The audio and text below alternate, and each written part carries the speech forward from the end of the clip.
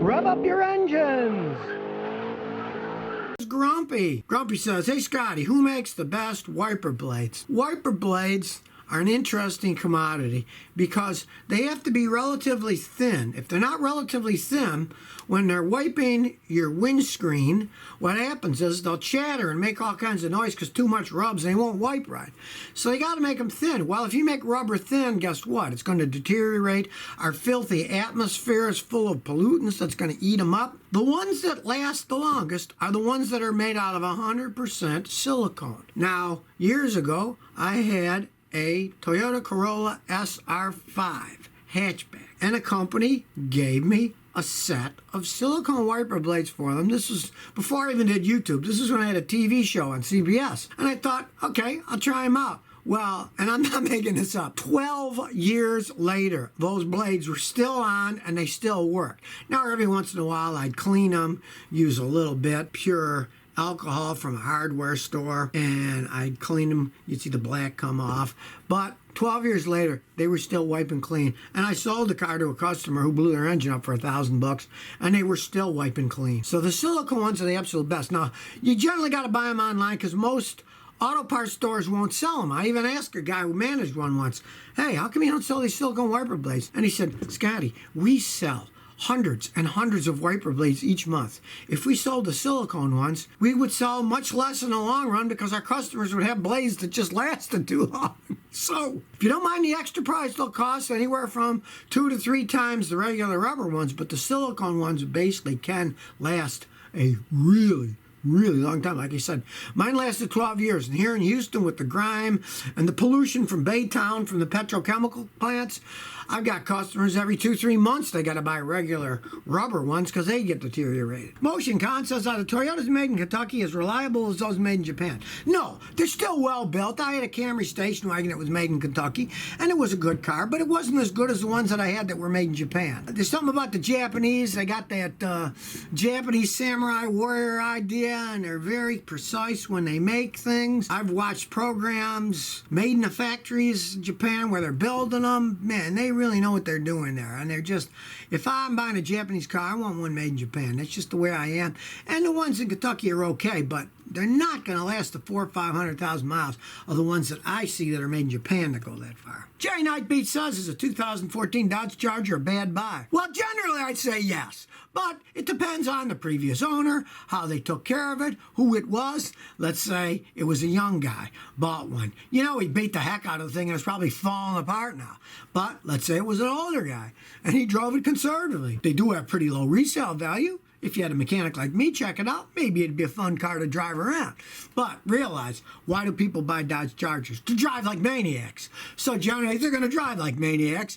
And when a car's 6 years old, a lot of times they're starting to fall apart. Doesn't even matter how well they're made in the first place. If they have the heck throttle on them, they're going to fall apart eventually. Jorge Osorio says, Scotty, what's your opinion on the new Volkswagen Arteon? It has Asian design automatic transmissions. Yeah, I got a laugh out of that. Finally, Volkswagen realized they weren't any good at making automatic transmissions, so they let Toyota design it for them. Why not just buy a Toyota? You know, I wouldn't trust the Germans, and I would never trust them on a new design. Look how they cheated out of that diesel emissions. It cost them billions of dollars for their cheating. I wouldn't trust them, you know? I just wouldn't trust them. And I certainly would not buy a new design vehicle until it's been out a few years to see if the bugs are out of them. I wouldn't even buy a new Toyota design until it's been out 3 to 4 years to see how they held up over time. You never know. You know, you never know with anything these days. Music Man Scotty, what could make a car shake when it's accelerating? This is the 2011 Buick Century 3100. If it shakes when you're just driving a certain speed, it can be tires are out of balance, alignment's out, worn tie rods, ball joints. But if they only shake while you're accelerating, the main problem on those is the automatic transmission starting to go out. Now, you could pray that the CV joints are worn. If the boots are ripped and the grease leaked out, then the bearings get worn inside and they can shake when you accelerate, and that you can see easily, and that's a lot cheaper. But on those, from my experience, if it only does it while you're accelerating and it shakes, it means the inside of the transmission is starting to go out, and that's why it's shaking. And then when you ease up and it's just cruising, it stops. And if that's the case, get rid of it as soon as you can, unless you want to spend $3,000 to $5,000 putting another transmission in that thing. TP says, my 2014 F-150 hops when I brake. Pads are good. Okay, the first thing you want to check are your tires. You got bad tires? Thing's going to hop when you're braking because it's uneven patches. If you've got a worn tie rod or ball joints, it can hop when you do that, when you're braking. Now, if you have that all checked out, jack it up, pull on it, there's no play, everything looks okay. Have somebody measure your brake rotors, because if the brake rotors are warped, when you hit them, it's going to start shaking and hopping because they're no longer smooth but warped, and so the pads are going in and out. If it does it more at higher speeds, generally it is the rotors are worn out. And when you change them, always change the pads. It's a set, so they're all flat again. Ula Vitsu says, I think my car was in a flood. Smells like mold no matter how much I clean it. Okay, go to a mechanic like me, have them scan it with a computer to make sure there is no real problem from a flood. Hidden computer problems. If there aren't any, unfortunately, you're in for a lot of work then. You got to pull all the seats out. They do on bolt. Take all the rugs out, and underneath that is what's called jute. That's an underlayment. That's going to be all ruined. Take it out and throw it away. Now, you can buy new stuff and put it in. It's just padding for your feet. Or you could just say, the heck with it. And the old rugs that you take out, go to some laundromat, if you can find one that even exists anymore, and wash them in their big tumbling machines and dry them, and put them back with no jute. The jute is just for insulation and feel. And then the smell probably will be gone because that soaks up all the stuff. But you have to tear it all apart clean. Some say, Scotty, my retired Crown Victoria Police Interceptor runs on propane. What do you think about propane as car fuel? Well, if you set them up right, they actually run better. A little bit more horsepower. They can really run well. There aren't that many places you can refill propane. Now, I know around the world there's a lot of places that use it for one main reason, and that's because where they live, gasoline is real expensive, and compressed natural gas is a lot cheaper. So they all go and do it that route. If it's converted correctly, the engines will actually last longer, pollute less. But you got to have an infrastructure for it. And here in the United States, where gasoline has been cheap for quite some time, not that many people do it anymore. I'm sure one day when the price of gas goes up to $7, $8 a gallon, then people will probably start converting more of them. If the gas, the propane, stays down in price. But if they both follow, there's no point in switching from one to the other. Deni says, is it worth buying a Chevy Volt before it gets discontinued, or stick with buying the Prius Prime? Buy the Prius. They're the original. They've been out over 20 years now, the Priuses. They know their stuff. Chevy, they mess around with here or there, stop making stuff, and from what I read now, they're going to make all their electric cars in China.